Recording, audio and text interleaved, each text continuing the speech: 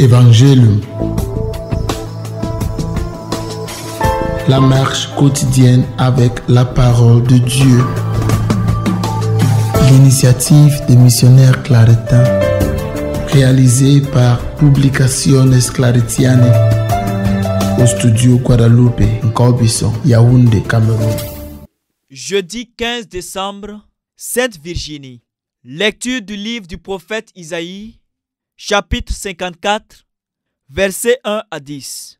Crie de joie, femme stérile, toi qui n'as pas enfanté. Jubile, éclate en cri de joie, toi qui n'as pas connu les douleurs. Car les fils de la délaissée sont plus nombreux que les fils de l'épouse, dit le Seigneur.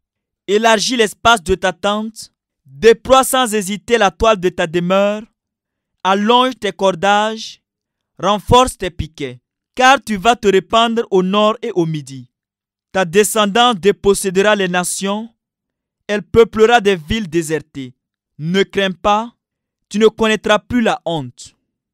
Ne tiens pas compte des outrages, tu n'auras plus à rougir, tu oublieras la honte de ta jeunesse, tu ne te rappelleras plus le déshonneur de ton veuvage. Car ton époux, c'est celui qui t'a faite, son nom est le Seigneur de l'univers. Ton Rédempteur, c'est le Saint d'Israël, il s'appelle Dieu de toute la terre. Oui, comme une femme abandonnée, accablée, le Seigneur te rappelle.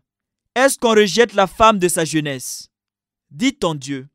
Un court instant, je t'avais abandonné, mais dans ma grande tendresse, je te ramènerai. Quand ma colère a débordé, un instant, je t'avais caché ma face.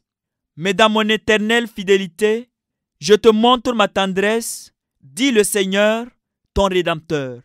Je ferai comme au temps de Noé, quand j'ai juré que les eaux ne submergeraient plus la terre. De même, je jure de ne plus m'irriter contre toi et de ne plus te menacer. Même si les montagnes s'écartaient, si les collines s'ébranlaient, ma fidélité ne s'écarterait pas de toi, mon alliance de paix ne serait pas ébranlée, dit le Seigneur, qui te montre sa tendresse. Parole du Seigneur. Nous rendons grâce à Dieu. Je t'exalte, Seigneur, tu m'as relevé. Je t'exalte, Seigneur, tu m'as relevé. Quand j'ai crié vers toi, tu m'as guéri. Seigneur, tu m'as fait remonter de l'abîme et revivre quand je descendais à la fosse. Je t'exalte, Seigneur, tu m'as relevé. Fêtez le Seigneur, vous ses fidèles, rendez grâce en rappelant son nom très saint. Sa colère ne dure qu'un instant, sa bonté toute la vie. Avec le soir viennent les larmes, mais au matin, les cris de joie. Je t'exalte, Seigneur, tu m'as relevé. Et j'ai crié vers toi, Seigneur, j'ai supplié mon Dieu. Tu as changé mon deuil en une danse, que sans fin, Seigneur, mon Dieu, je te rende grâce. Je t'exalte, Seigneur, tu m'as relevé.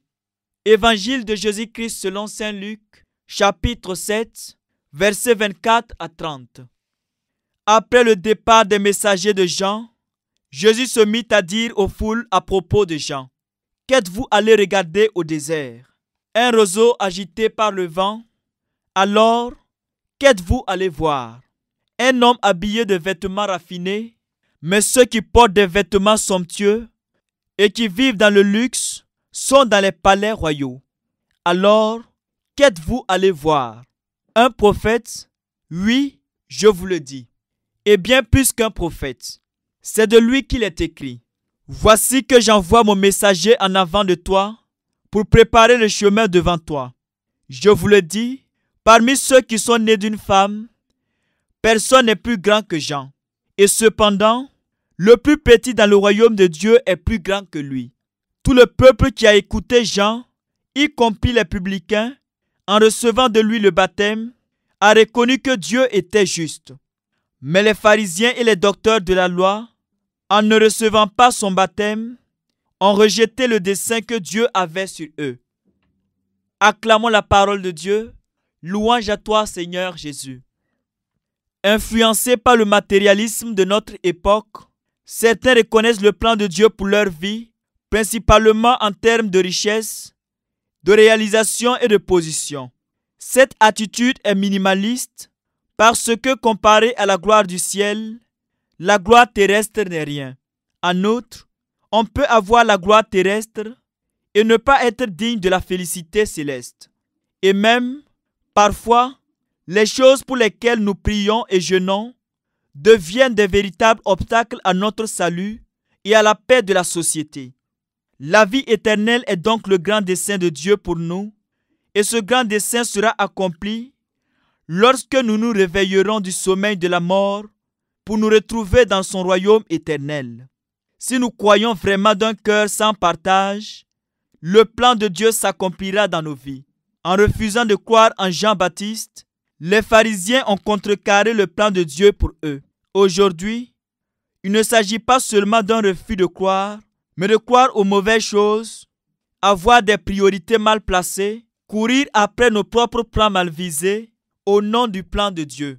Lorsque nous agissons ainsi, nous finissons par contrecarrer le plan de Dieu pour notre salut. Vous venez d'écouter Évangélium du studio Guadalupe, Nkobison, Yaoundé, Cameroun. Veuillez nous contacter au numéro 00237 694 43 82 09. Évangélium, proclamez la bonne nouvelle et soyez bénis.